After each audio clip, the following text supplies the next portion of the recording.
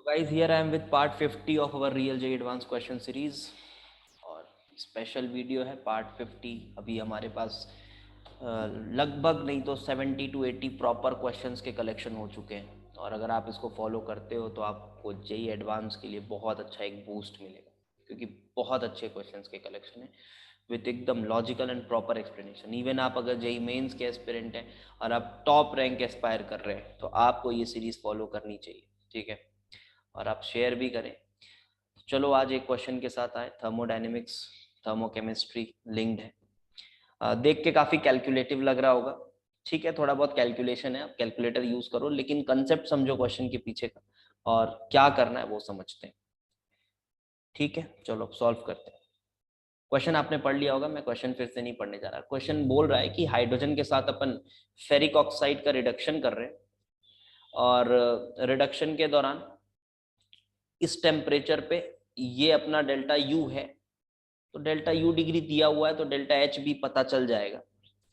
तो इस टेम्परेचर पे अपने पास डेल्टा एच दिया हुआ है, हाँ ये डेल्टा एच नहीं है, ये डेल्टा यू है और डेल्टा यू का relation delta H degree is equal to delta U degree plus delta NGRT. ये बच्चे बच्चे को पता रहता है, कोई बड़ी चीज नहीं। तो reaction was found to be exothermic and to be convenient it is desirable that कि अपन को क्या करना है, अभी इंथैल्पी को थोड़ी कम करनी। इंथैल्पी थोड़ी -26 किलो जूल हो गई, तो बताओ इसके लिए क्या टेम्परेचर होगा। मतलब मोटा मोटी ये कहना क्या चाह रहा है कि इस टेम्परेचर पर इंथैल्पी चेंज ऑफ रिएक्शन इतनी है, तो इस टेम्परेचर पर इंथैल्पी चेंज ऑफ रिएक्शन क्या होगा।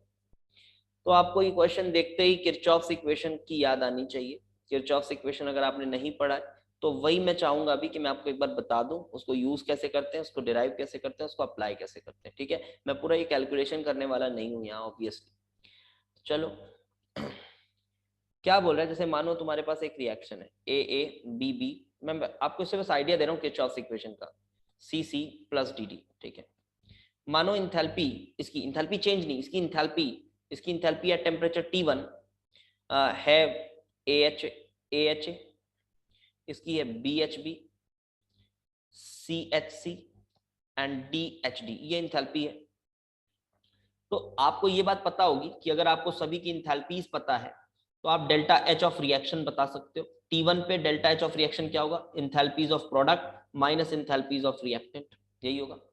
तो यहाँ पे enthalpies of product with stoichiometry चल रहा है, ध्यान देना, माइनस इंथैल्पी ऑफ रिएक्टेंट्स, ये किया मैंने, देख लो आप। अब मैं क्या कर रहा हूं, मैं टेम्परेचर T2 पे जा रहा हूं। टेम्परेचर T2 पे सिर्फ अगर मैं बताऊं आपको ए की इंथैल्पी कितनी होगी, तो आपको एक बात तो पता होगी कि delta H is always equal to NCP delta T. तो डेल्टा एच मतलब डेल्टा एच को हम ऐसे यूज कर लें क्या, H at T2 minus H at T1 is equals to NCP T2 minus T1। ये आपके समझने के लिए ठीक है।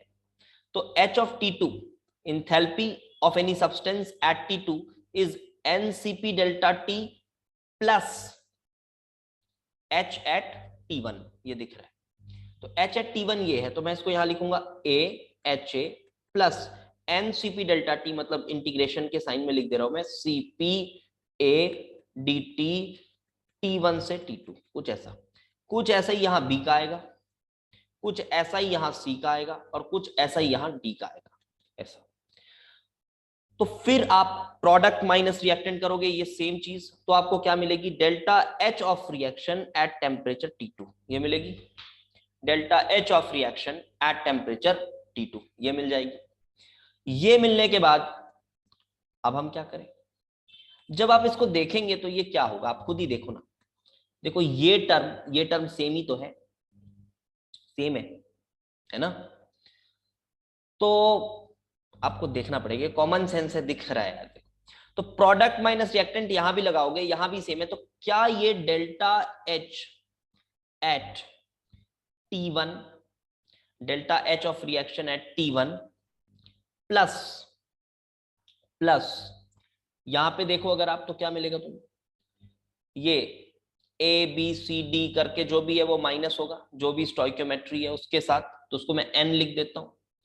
n, जो भी n में चेंजेस आएंगे वो डेल्टा सीपी, डेल्टा सीपी, या तो आप ऐसा करो इस n को हटाओ, डेल्टा सीपी जब निकालोगे तो आपका ये जो कोएफिशिएंट है ना, कोएफिशिएंट को लेके डेल्टा सीपी निकाल लेना, एन वेन हटाओ वहां से, ये डेल्टा सीपी आप कोएफिशिएंट को लेके निकाल लेना। मैं आपको हिंट दे रहा हूं कैसे, जैसे आपको इधर डेल्टा सीपी निकालना है तो H2O का सीपी दिया हुआ है, कहां गया H2O का सीपी, ये देखो ये इंटू 3 करना, प्लस Fe का सीपी इंटू 2 करना, तो ये आया आपका।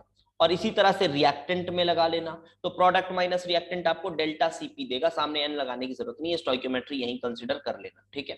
तो delta CP into delta T, अब डेल्टा टी, अब डेल्टा सीपी कांस्टेंट है तो इंटीग्रेशन से मैंने बाहर निकाला और T1 T2 dt को मैंने ये लिख दिया, delta H at T2 is equals to delta H at T1, और डेल्टा सीपी बाहर plus delta CP into T2 minus T1, जी यही किरचॉफ्स इक्वेशन है। इसके पीछे का लॉजिक समझाने की कोशिश कर रहा था, यही आपका किरचॉफ्स इक्वेशन है। अब इसमें क्या करना है, अब देखो कैलकुलेशन वाला पार्ट है वो मैं नहीं करने वाला obviously. Delta H at T2, delta H at T2 ये है, ठीक है।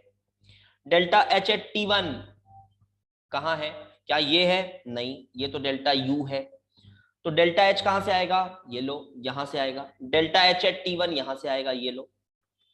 इसमें डेल्टा NG क्या यूज करोगे, पता है ये सब, तो डेल्टा NG क्या यूज करोगे, ये delta NG product minus reactant, तो ये -3 होगा डेल्टा NG, ये लो ये भी बता दे, डेल्टा NG -3 होगा, तो इसको यूज किए तो इधर से आ गया तुम्हारा delta H at T1, delta H at T2 पता ही है, डेल्टा CP बता दिया कैसे निकालना है, T2 आपको फाइंड करनी है और T1 आपको पता है 300 केल्विन, ठीक है।